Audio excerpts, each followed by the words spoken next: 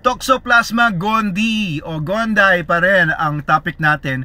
Nagkakos din ito ng blindness. Okay, not sa lahat naman ng mga victims nito, pero isa sa mga forms ng infection ng Toxoplasma gondii o toxoplasmosis is retinal damage. Ito sabi ni Miss Rem.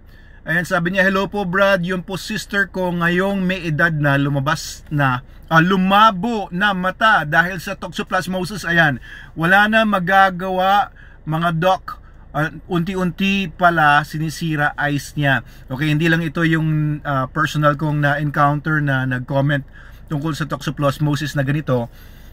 Nagkakos nga ang toxoplasmosis ng iba't ibang mga symptoms, no? And for some, ang manifestation nito ay damage sa retina, sa mata. Ang toxoplasma na nakaka-damage sa retina ay maaaring nakuha ng isa through contact with infected cats poops. Ayan, nakukuha pa yun, makakontaminate yung food, makakontaminate niya yung mukha niya. Halimbawa, nahawakan yung poop, naglinis ng litter box, nahawakan yung mukha. So it's all about hygiene, ha? Kagaya ng video ko, just the video before this, you have to be very hygienic and sanitize nyo lagi yung mga gamit ninyo. Especially kung yung pusa ninyo ay hindi pa clear, hindi negative sa toxoplasma, wala pa kayong tinetest. So itong unti-unting pagsira ng mata dahil yun sa retina, no, na-damage yung retina, dahil doon na mamalagi yung Toxoplasma protozoan parasite na yan. And pwede rin nakuha naman ng tao through transplacental, or bata pa lang siya or baby pa lang siya, nalipat na nung nanay niya yung infection, yung parasite papunta sa kanya through the womb. And habang lumalaki, yung toxoplasma ay nagiging latent infection lang or dormant infection, pero magmamanifest later on possibly sa mata. So may mga ilang blindness na cases ang mga na-encounter ko na nagkaroon ng toxoplasma. And of course, pwede rin makuha nga yung toxoplasmosis through eating raw meat,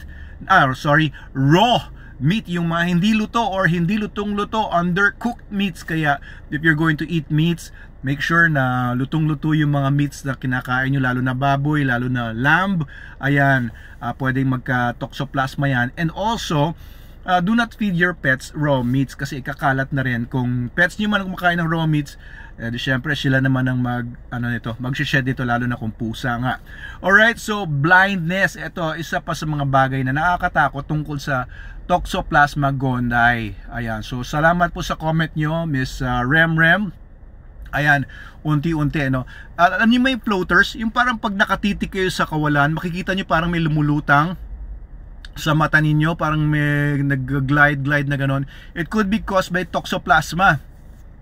Floaters, unti-unting sumasakit yung mata ninyo kapag nasisinaga ng konting liwanag, yung paglabo ng konti ng mata. It could also be caused by toxoplasma.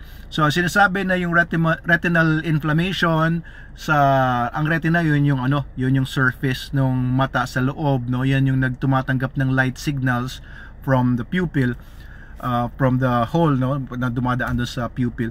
So ito po ay isa sa mga major causes nito ay yung Toxoplasma parasite. So tinatayang 2 billion people sa buong mundo ay mayroong Toxoplasma infection presently, or nagkaroon ng Toxoplasma infection na naging dormant na.